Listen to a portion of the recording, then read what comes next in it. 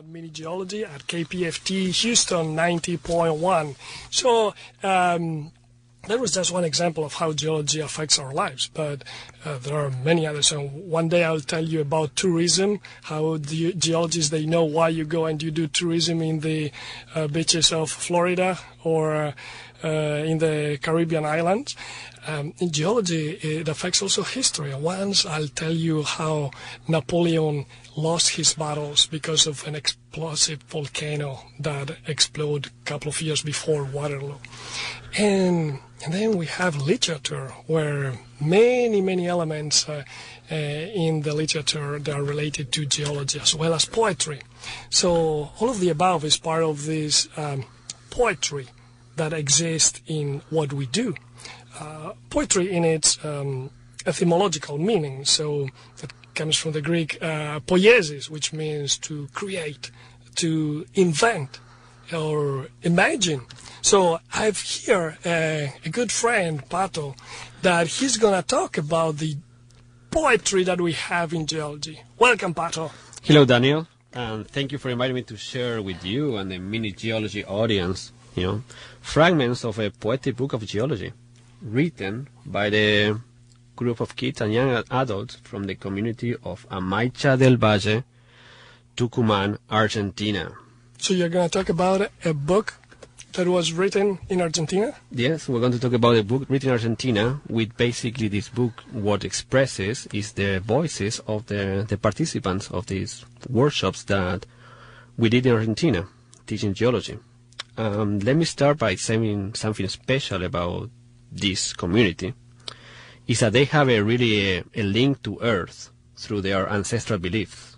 So, they have a lot of respect for Earth and what they call pachamama. Basically, maybe not the right translation, but, a way to explain this is Mother Earth. Now, we have so many songs about the Pachamama that we should know what is Pachamama right now. So so what we did to teach geology in this community, and let me just stop there and tell you why we were teaching geology. We're teaching geology to help this community promote geotourism. So how we can, in some way, generate, more interest of visitors on this place. We can, let's show them the rocks. So you were one of the teachers in Argentina? Yeah, I was one of the teachers teaching this community about geology, so they can later guide tourists through their beautiful outcrops. So they have, this, but the way we try to communicate geology or teach geology was to relate to something that they're familiar with, and that was Pachamama. So basically the geology class became a class of the anatomy of Mother Earth. And that's how we put it, and that's how we were able to connect. So it's very important when we are teaching geology, to be able to connect with the audience. And we found that this was something familiar, and we can introduce them to concepts in a way that they can actually relate to. So this is because these people, they were continuously living in the same place, and were they indigenous? Yes, it is. And it's actually one of the few communities in Argentina that they still have the rights to their land. Okay, so that's something. So let me start with the introduction of the book, okay? And I will read you fragments of the book so you kind of see what I'm talking about, and how these people, or these children that now, they may be adults by now. So how old were the students when So they were between, I would say, 6 and 16. All right, okay. So we have a good mix. And so almost they didn't know anything about geology. No, they didn't know. So let me just first read you the introduction that will maybe set the scene of what we're trying to do. Yeah, tell me again, what's the title of that book? Journey to the Depth of Time. All right. Okay. Go ahead. If you could see the Earth as a changing organism and not as an inert body, see in each fold of its surface as a wrinkle of a body that grows, and think its rivers as veins, we would not just be on a planet, but spinning on the physical body of Pachamama. If we could feel this way, galloping the Earth, one of the objectives of this book will be accomplished. But it's not simple. To understand this perspective, we must first transform our perception of time and learn to read in the rocks the process that gave them birth. At any given point on Earth has a story that can be reconstructed. It's much simpler and easier if we have many rocks to look at. So one of the biggest challenges that we have when we're teaching geology at the beginning is the concept of geologic time or deep time. Actually, we introduced that and put that in the title. And I see that is one of the concepts that is discriminatory because you can understand if one is a geologist because he has the concept of deep time. Yeah. For us was, how we can, in order to create this mental picture of Earth moving, Earth changing, we really need to change that perspective of time. So how do you do it? So let me just read you how. How do you inoculate the deep time into 6-year-old kid? So let me just read you what they wrote about deep time. So it's in their voice. Let's see. Voices. This is Voices. KPFT Houston, and we're going to listen now to the voices of the kids in the indigenous population of Argentina that they are learning about geology from Patricio here with us. Around 10 a.m. in the library that is just in front of the main square by the church, we started our geology class without really knowing where it was going to take us. What is a lot of time? Asked Pato the geologist.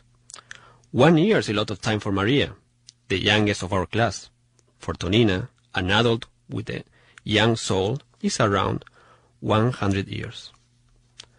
But what is a lot of time for you, Pachamama? This is a question that sounds in the interior of all of us that got together this early morning of November to write a book about geology.